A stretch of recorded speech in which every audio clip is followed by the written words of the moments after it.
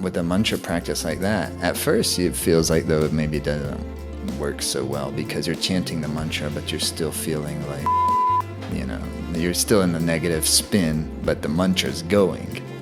That is definitely the case often at first.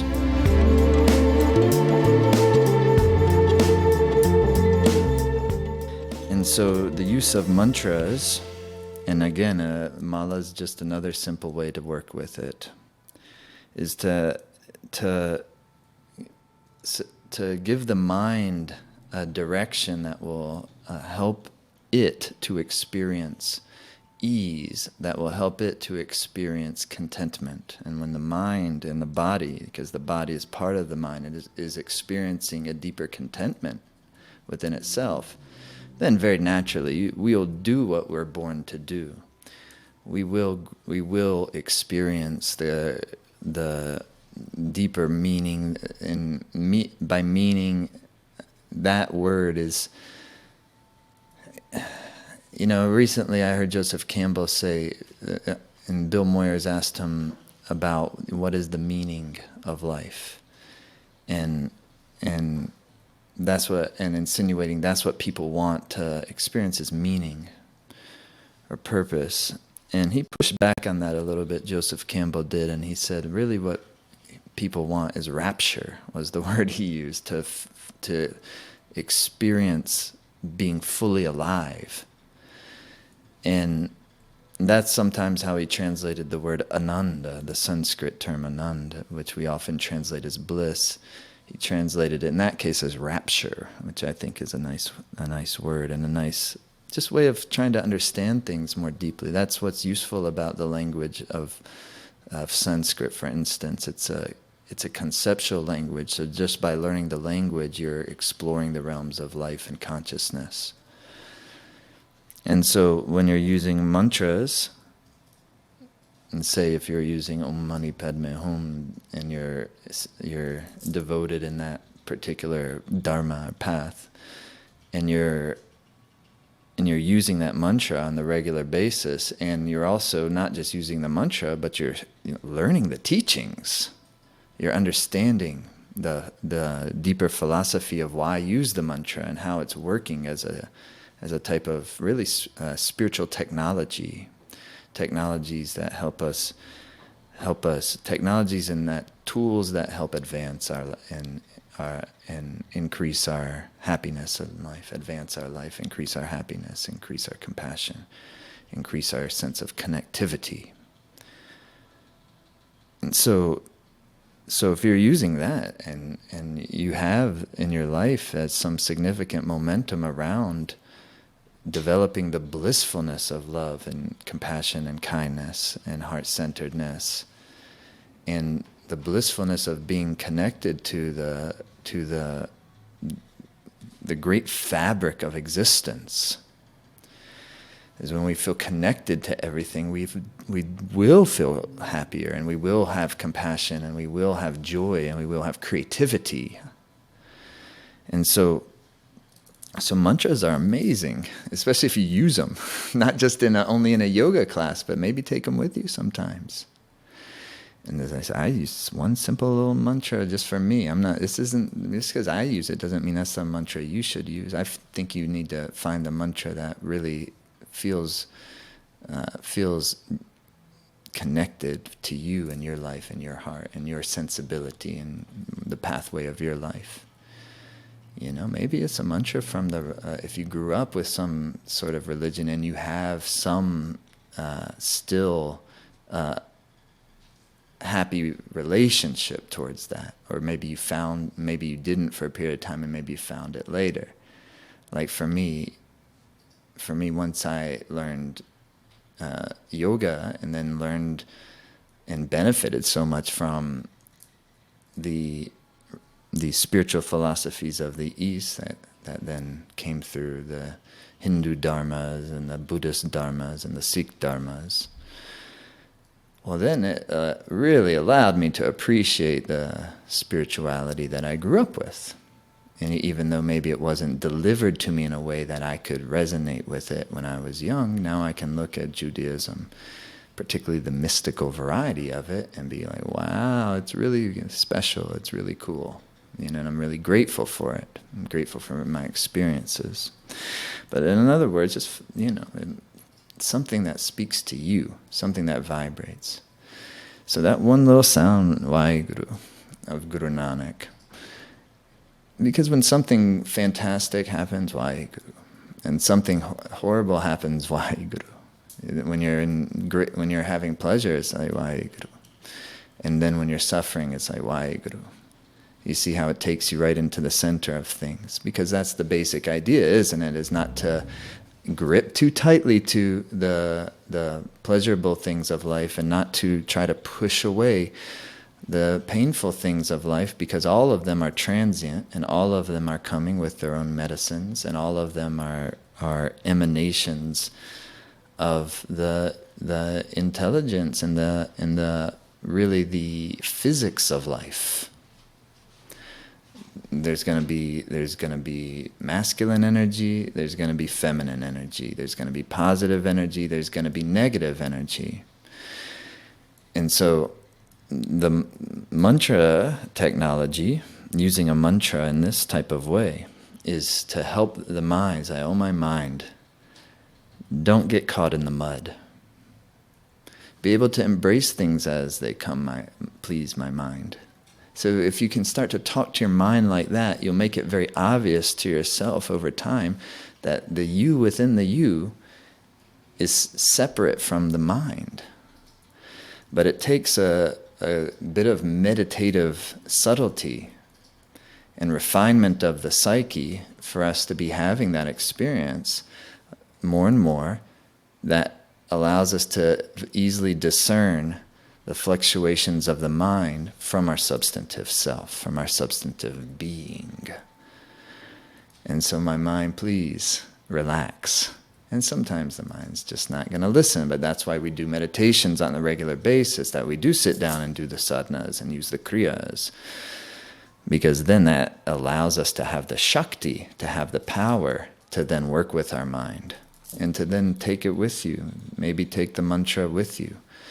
But if you would like to really, expand your work with yoga practice and meditation practice, and if that's not something you're doing currently, taking mantra with you and using it at different times of the day, and so there's different ways to do it.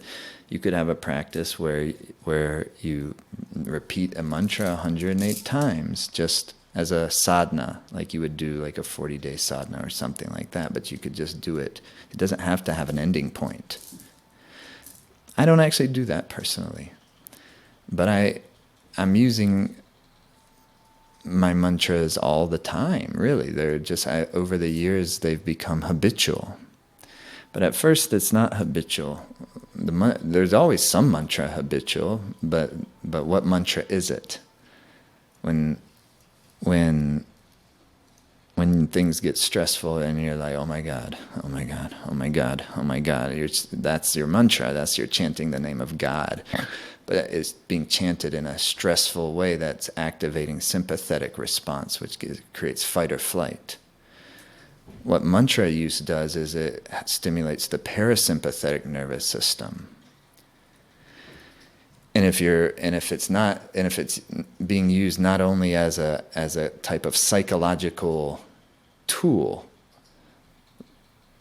like that, where you're thinking about it from the context of keeping the mind's wavelength in a more neutralized space, from not rising up too high and not rising down too low. It's unrealistic to think you're just going to be a steady wave all the time. That would be like pure samadhi.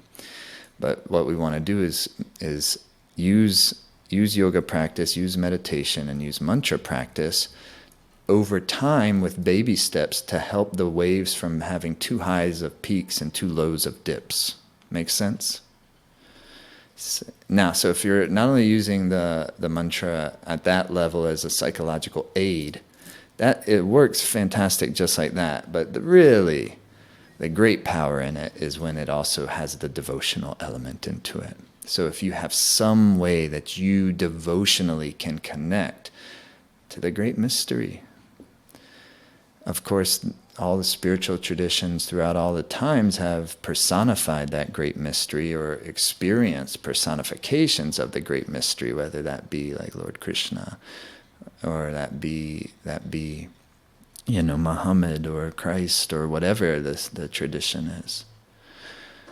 Or in some ways it's not a person, but personified through forces of nature.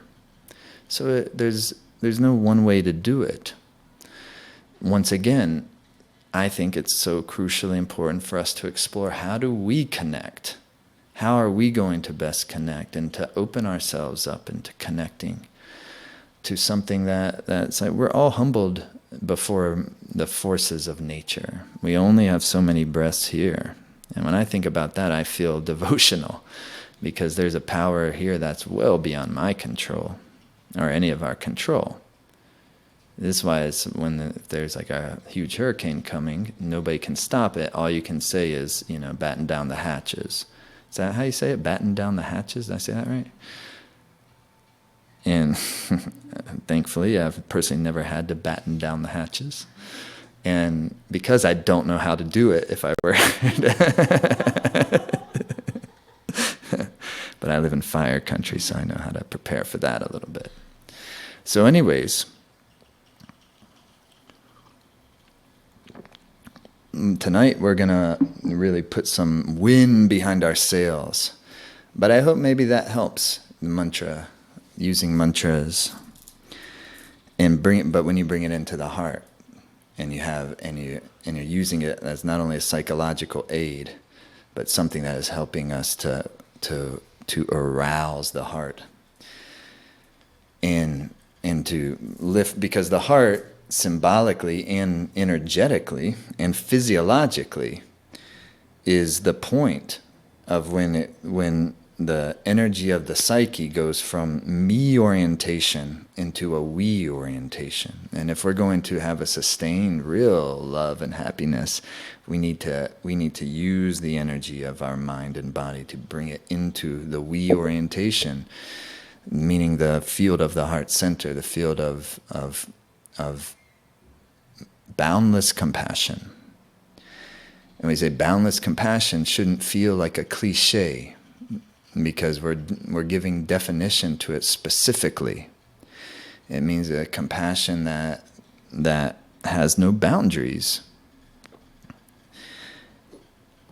And so that means that it's not reserved for my friends, and I'm not stingy with it towards my enemies. Enemies like anybody, you could think of the big villain style enemies, or you could think of just enemies in your life, just people at any moment that are providing you adversarial energy. That's enemies, enemy energy. So with a mantra practice like that, at first it feels like though maybe it doesn't work so well, because you're chanting the mantra, but you're still feeling like, you're still in the negative spin, but the mantra's going. That is definitely the case often at first. But if you can persevere and give it a try. By giving it a try, that means you need weeks and weeks and weeks of working and seeing if you can get your mantra to help you. It doesn't mean you're always chanting the mantra all the time, but particularly at certain times, like for instance, if you were going to want to get your mind focused towards an important thing, an important endeavor or activity that you're going to be doing, well, before that, for a good 15 minutes or on the way there, it's a nice time. That's where you want to really have your energy centered. But when your mind is being nicely creative and you're just enjoying, well, maybe the mantra will just float out of you and fine. Or sometimes, though, when you find yourself in an emotionally unstable place, that's when the mantra can be really helpful, as you allow yourself to really feel what you're feeling and then take that feeling and put it into the mantra. That's one way of effectively transmuting your energy system from its more turbulent space into its more heightened and desirable and also pleasurable space, taking your pains and difficulties and using them as grist for the mill. But in order to do that, if I feel sad, I have to feel sad and put the mantra into that, as opposed to using the mantra to try to feel differently than you actually feel. It's not going to be so effective in that way. Make sense? So this is the basic ideas. Okay, take the hands to prayer pose. Hey, thanks for watching on YouTube. Best easy way to stay in touch with us. Hit the subscribe button here. You'll see our videos when they come up. If you enjoyed this one, hit the like button. It'll help more people see it, help the channel grow. I appreciate you watching.